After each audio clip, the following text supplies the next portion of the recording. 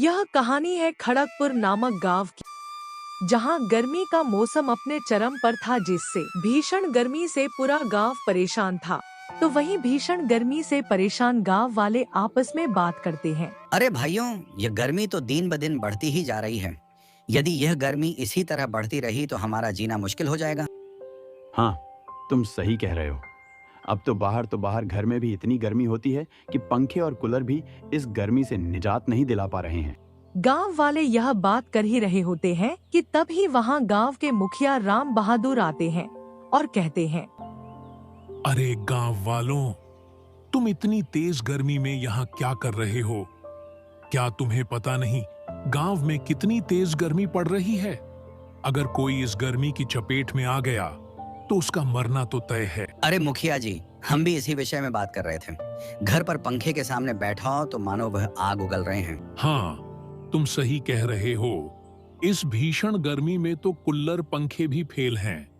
लगता है सूरज देवता हमसे नाराज हैं। हमें इस गर्मी का कुछ करना होगा मुखिया जी, नहीं तो इस गर्मी से सारे गांव वाले बीमार हो सकते हैं और उनकी मृत्यु भी हो सकती है। हाँ, तुम सही कह रहे हो। फिलहाल तुम लोग घर जाओ, हम लोग जल्द ही इस गर्मी का कुछ करेंगे। फिर सभी लोग मुखिया की बात मानकर अपने अपने घर की ओर चल देते हैं। उनमें से ही एक गांव वाला, जिसका नाम मोहन था, वह अपने घर जा रहा था। तभी वह देखता एक गांव का व्यक्ति जिसका नाम बिल्लू था उसकी तरफ दौड़ता हुआ आता है। मोहन बिल्लू को रोककर उससे पूछता है, अरे बिल्लू, तुम इतनी गर्मी में इतना तेज भागते हुए कहाँ जा रहे हो?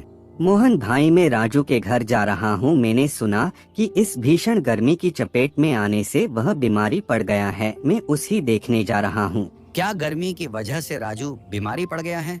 तब तो मैं भी तुम्हारे साथ चलता हूँ राजू को देखने। फिर दोनों बीमार राजू से मिलने उसके घर जाते हैं, जहां उन्हें राजू की मां मिलती है, जो उन्हें बताती है, माँ जी, हम लोग राजू के दोस्त हैं और हमने सुना है कि वह बहुत बीमार है, इसलिए हम यहाँ उससे मिलने आए हैं। हाँ बेटा, तुमने ठीक सुना है, पर राजू अभी घर पर नहीं है।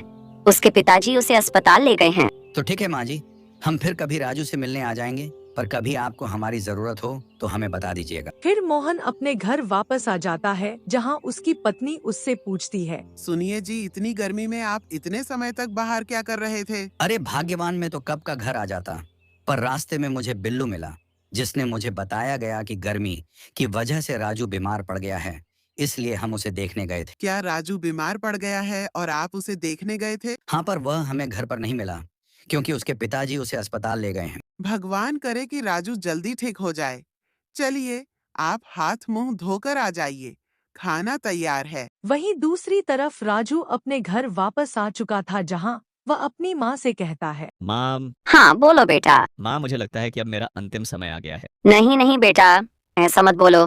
तुम्हारे पिताजी डॉक्टर को लेकर आते ही होंगे। माँ का इतना कहते ही राजू दम तोड़ देता है। नहीं, ये नहीं हो सकता मैंने बच्चे, तू हमें इस तरह छोड़कर नहीं जा सकता। ऐसे ही उस गांव में किसी न किसी दिन गर्मी की समस्या से लोगों की मृत्यु होने लगी और फिर एक दिन मुखिया ने गांव के सभी लोगों को चौपाल पर बुलाया। मेरे प्यारे गांव वालों, आप सभी जानते हैं कि इस गर्मी ने हमारा बुरा हाल कर दिया है और इस भीषण गर्मी की वजह से गांव के कई लोगों की मृत्यु हो गई है। लेकिन मेरे पास इस समस्या से बचने के लिए एक उपाय है। अरे मुखिया जी, क्या उपाय है आपके पास? जरा हमें भी तो बताइए। गांव वालों, हमारे गांव के बाहर एक बाबा जी पेड़ के नीचे तपस्या करते हैं। हमें उनके पास चलना चाहिए। हो सकता है वो हमारी कुछ मदद कर दें। मुखिया जी सही कह रहे हैं, हमें उन बाबा जी के पास चलना चाहिए। हो सकता है वह हमें इस गर्मी से छुटकारा दिला दें। क्यों भाइयों? सभी गांव वाले मुखिया जी के कहने पर उन बाबा जी के पास चले जाते हैं। बाबा जी के पास जाकर वह सभी अपनी समस्या बताते हैं। क्या हुआ बच्चा, तुम सब इतने परेशान क्यों हो? बाबा जी, हम सब इस गर्मी से बहुत परेशान। अब आप ही हमें कुछ उपाय बताइए। तभी गांव का एक व्यक्ति बाबा जी से पूछता है, अरे बाबा जी, आप इतने गर्मी में इस पेड़ के नीचे तपस्या कैसे करते हैं? आपको गर्मी नहीं लगती क्या?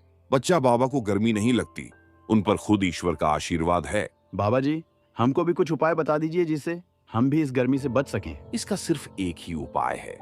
आप सभी को बहुत सारे पेड़ लगाने होंगे, जिससे पृथ्वी का तापमान कम हो जाएगा और सभी को गर्मी से राहत मिलेगी। ठीक है बाबा जी, हम सब आपके कहे अनुसार ही करेंगे। बाबा जी के कहे अनुसार सभी गांव वाले अपने अपने घर और पूरे गांव में पेड़ लगा देते हैं। ऐसे कुछ महीने बीत जाते हैं, लेकिन गर्मी कम होने का नाम ही नहीं ले रही थी। ए जी, हमें पेड़ लगाए हुए 2 महीने हो गए हैं, लेकिन अभी तक तापमान में कोई कमी नहीं आई है। मुझे तो लगता है वह बाबा ढोंगी है। अरे भाग्यवान, ऐसा क्यों कहती हो? हमें बाबा पर विश्वास करना चाहिए। तो फिर अभी तक कुछ हुआ क्यों नहीं?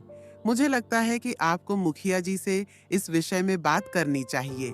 हाँ, तुम ठीक कहती हो। फिर मोहन और सभी गांव वाले मुखिया से चौपाल पर बात करते हैं।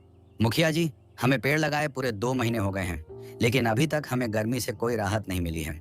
अब आप ही कोई उपाय बताइए। ठीक कहते हो। मुझे लगता है कि हमें उन बाबा जी के पास फिर चलना चाहिए। अब वही हमें बताएंगे कि हमें क्या करना चाहिए। फिर मुखिया सभी गांव वालों को लेकर वापस उन बाबा जी के पास जाता है। बाबा जी, आपने इस गर्मी से बचने उपाय बताया था, उससे तापमान में कोई कमी नहीं आई। अब हमें क्या करना चाहिए, यही जानने के लिए हम आपके पास आए हैं। अब आप लोगों को कुछ करने की जरूरत नहीं है। अब जो करेंगे वो बाबा करेंगे। इतना कहकर वह बाबा मंत्र पढ़ने लगते हैं। उन मंत्रों की वजह से वहाँ अचानक बारिश होने लगती है। जी से देखकर मुखिया कहते हैं, अरे वाह, बारिश हो गई। अरे गांव वालों, नाचो गांव, आज हमें गर्मी से छुटकारा मिला है। बच्चा, तुम सभी ने जो पेड़ लगाए थे, अब वह कुछ महीनों बाद बड़े हो जाएंगे, जिससे यह पूरा गांव हरा भरा हो जाएगा। इससे गर्मी का तापमान बढ़ने की जगह घट जाएगा। बाबा जी, अगर आप नहीं होते तो हम सभी गांव वाले इस गर्मी की चपेट में आकर मर जाते। आप धन्य हो बाबा जी। हम जितने पेड़ लगाएंगे, हमारी यह पृथ्वी उतनी ही अधिक सुंदर और हरी भरी रहेगी। हमें हमेशा पेड़ लगाते रहना चाहिए, जिससे हमारे आसपास का तापमान नियंत्रित रहे।